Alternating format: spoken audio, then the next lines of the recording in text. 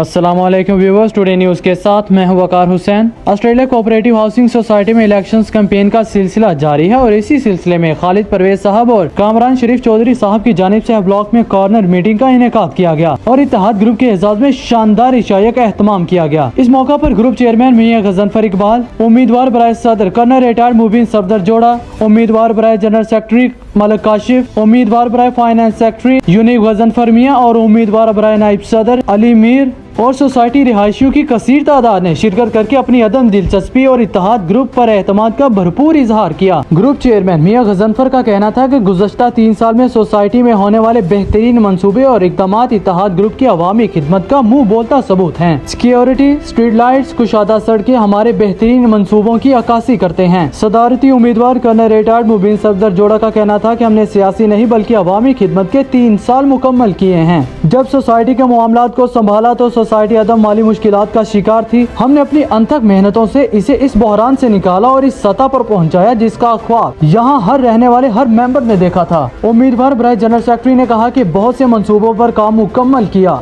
मुस्तकबिल में सोसाइटी के लिए अच्छे अस्पताल और ट्रांसपोर्ट के कयाम को अमल में लाया जाएगा जो कि आपके इत्तेहाद ग्रुप पर एतमाद से ही मुमकिन होगा। फेज 2 के दरीना मसाइल के हल के लिए प्लान तैयार किया है जिस पर फौरी अमल दरामद किया जाएगा।